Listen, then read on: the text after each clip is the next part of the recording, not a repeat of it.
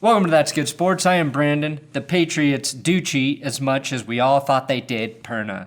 If they didn't, why on earth would Peyton Manning have held team walkthroughs in the forests of Boston so the Patriot spies couldn't relay plays back to Bill Belichick? And don't you dare say it's because Peyton Manning was paranoid and that's why his brain was so big. Why do you think Cam Newton is so happy to be at a Bill Belichick practice? Because for the first time in his career, he will not have to study opposing defenses. Josh McDaniels doesn't call offensive plays, he just tells the quarterback what the defense is going to do because of all the spying. And in case you were wondering what Tom Brady and Rob Gronkowski look like down in Tampa Bay, here it is. It looks exactly like it did in New England. Fucking infuriating and stupid. Stupid! The only duo I hate more than those two on a football field is Duolingo. I don't need to be reminded that I'm stupid for not knowing multiple languages. There's a lot happening across the NFL today, plus the NBA playoffs started, and you may not have realized, but my Denver Nuggets actually won Game 1. It might have been hard to tell because all ESPN wanted to talk about was Donovan Mitchell's 57-game losing points. NBA refs proved to be as bad as NFL refs and eject Porzingis in a playoff game. Dez Bryant may be on the brink of an NFL comeback. Injuries piled up after hitting started across training camps. And Washington hires the first black team president in NFL history. Whew, that's good sports.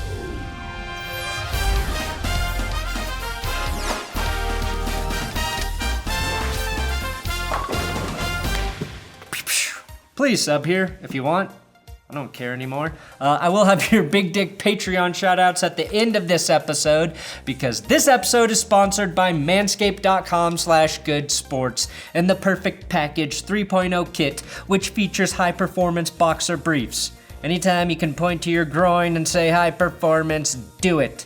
The Perfect Package 3.0 comes with the new Lawnmower 3.0, which is a water-resistant body hair trimmer built with skin-safe technology to reduce nicks and cuts down in your penis, balls, pube, testicles region. Once you have your crotch manscaped to your liking, cover the family jewels with Manscaped's anti-chafing cooling boxer briefs. Your balls need to breathe. They're basically the lungs of your thighs. These boxer briefs help them do just that, as they are made from super soft, Contour Flex material, which is a microfiber blend that also repels moisture, especially around the dishwasher. So if you don't want to suffocate your balls, go to manscaped.com/goodsports with my link below to get two free gifts now, plus 20% off and free international shipping. I'm happy to present a new segment here called Pretty Balls, which is just meaningless training camp clips to replace slightly more meaningful preseason highlights that we don't have. Starting with Josh Allen throwing one of the prettiest balls you've ever seen, right in the breadbasket. Then we've got Alex Smith throwing pretty balls while he is in pads. Anything Alex Smith does on the field moving forward will be considered pretty. And even Chase Young manhandling linemen the way this treadmill manhandles regular men. Could work out all day, and obviously I'm an ex-athlete. Spin around to fuck me. NBA playoff basketball, which officially started yesterday. And they got off to a great start when the Nuggets used all 48 minutes plus overtime to beat the Jazz in Game 1. The Jazz deserve a lot of credit for battling without two of their best players, Mike Conley and Bojan Bogdanovic, but even 57 points from Donovan Spida Mitchell wasn't enough to get the job done. And Donovan Mitchell is of course called Spida due to his crippling fear of spiders. As good as the irony of Rudy Gobert getting a ring in a season he almost personally ended would be, the Nuggets are as talented as any team in the West right now.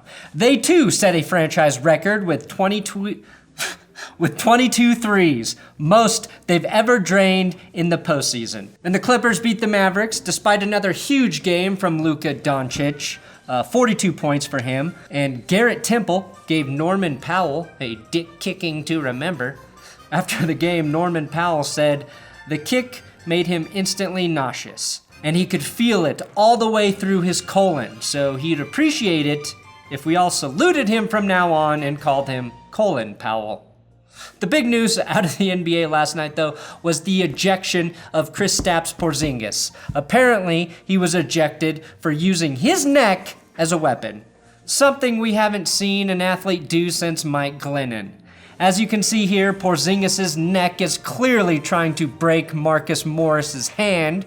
Also, in true ironic fashion, a man in an equality jersey attempts to mitigate a fight between black guys and white guys. This ejection, for a little push and shove, cost the Mavericks the game as they fell to the Clippers 110-118 and pissed off everyone in the world of sports, much like the no pass interference call in the Saints-Rams playoff game. Here's what I hate to see. Rich athletes using this ejection as a way for them to promote their agenda on Twitter. LeBron James tweeted, "Man, that was bogus as hell, man. Come on, man." Clearly a plug for ESPN and their Come On Man segment from LeBron. Then you had Dirk Nowitzki tweeting, "That ejection is super soft. ... But not as soft as my favorite pandemic toilet paper, Charmin Ultra Soft Double Ply." And even Patrick Mahomes, who just signed a $500 million contract, tweeted for money. That's trash, man. The kind of trash you want to reliably have removed by Waste Management. The only trash service I use. Fucking sellouts, all of them. Now, Dez Bryant will work out for the Ravens this week. I had Dez Bryant, Mike Vick, Al Gore, and Austin Powers all trending at the same time on my Twitter feed. I was literally worried I accidentally time traveled while sleeping, or perhaps was cryogenically frozen back to a time before Manscaped, when I was the only man alive that was hairier than Austin Powers himself. Which takes me back to an equally trying time. I hope some of you remember the hell we all lived through when everyone was quoting Austin Powers. Oh, behave. Yeah. Yeah, baby. Yeah. Now, I'm not really sure why the Ravens want to add Dez Bryant when they're clearly waiting for the Antonio Brown situation to get resolved so they can add him to the offense. Dez hasn't played since 2017, but he is only 31, and the Ravens did not have a wide receiver put up more than 600 receiving yards last season, so they could probably use some depth or a big-bodied receiver to complement Marquise Brown, which should be Miles Boykin in year 2 with the team. He had 13 catches last season, and 3 of those were for touchdowns. So some friendly advice, Baltimore? Throw him the ball more. NFL teams had their first padded practices yesterday. And here I always assumed football players were tampon guys. Basically, after all of the effort put into keeping these guys distanced and appropriately sanitized, we've decided that teams are not only ready to be within spitting distance of each other, but close enough to share a tender, COVID-laced kiss.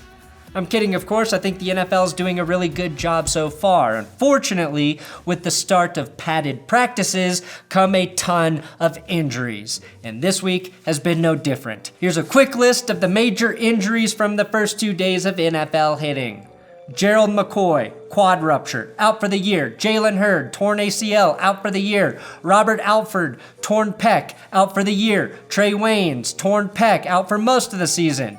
Iman Marshall, torn ACL, out for a year. Javon Hargrave, pec strain, out for a few weeks. And you can add Artie Burns to the list in Chicago, coming by way of Pittsburgh, done with the torn ACL for the year. Eagle injuries are piling up too, which actually makes football feel normal for the first time in months. In addition to the Javon Hargrave injury, Derek Barnett, Jason Peters, and JJ Arcega-Whiteside are all day-to-day with lower body injuries. The Eagles do have Malik Jackson back on their defensive line, who missed all of 2019 with the Liz Franck injury. It's Malik's own fault, though, for ordering wine from the Liz Franck region. Just play it safe, Malik, and go with the Cab Franc. Trust your palate, buddy. And if you're not down with wine jokes, you can unsub to this channel. Trey Waynes underwent surgery for a torn pec and will miss a good chunk of the season. And there's no word yet on if any of his brothers, Damon, Marlon, or Keenan Ivory, will take his place at corner. All I know is Trey Waynes was the third Waynes brother born, hence his name. But it's a good thing the Bengals signed multiple underperforming corners from Minnesota. Otherwise, they'd look like real idiots right now. Browns running back Nick Chubb was tackled by his neck and then was evaluated for a concussion after leaving practice early yesterday. Technically, I believe a Chubb's neck is what you would call a shaft. But it's no surprise an NFL medical staff isn't as well versed in the area of medicine and human biology as I am. Gerald McCoy ruptured his right quad tendon, which was a body part I definitely knew existed. I thought McCoy was going to be one of the offseason steals for the Dallas Cowboys, and it sucks to see a guy like McCoy go down with a serious injury like that. Washington hires Jason Wright, who becomes the first black president since Barack Obama. This is great news, but after complimenting Washington's Twitter account, I have to criticize them yet again. This is big news and worth being promoted and celebrated.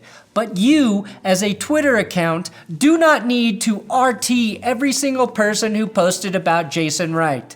I was trying to find the fucking Alex Smith video yesterday, and I had to scroll down to the 7th ring of hell, aka Dan Snyder's home address, to find the video. Seriously.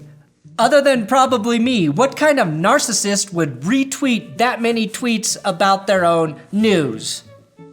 Again, this is a great move for the Washington football team, but thanks to Kevin Beese on Patreon, I was reminded of the 2018 NFL Draft, which was held in Dallas, where NFC East teams trolled the Cowboys during their draft picks. Here's Gary Clark, not to be confused with the musician, announcing their second-round pick. And on behalf of owner Dan Snyder, President Bruce Allen, That guy's been fired? Coach Jay Gruden, Fired. the Washington Redskins select Team name? Fired. Darius Geis, running back. And arrested. So, good luck, Jason Wright. I know it's an honor to be an NFL team president, but part of me feels bad for you inheriting that mess. Now, the new Monday Night Football crew has been announced, and I, for one, am excited. Replacing Booger McFarland and Joe Testes-Asor are Steve Levy, Brian Greasy, and Louis Riddick. It's of course a sad irony that Booger is not there to commandeer the Boogermobile in the one season where he wouldn't have blocked anyone's view. Man, the timing just wasn't right for Booger.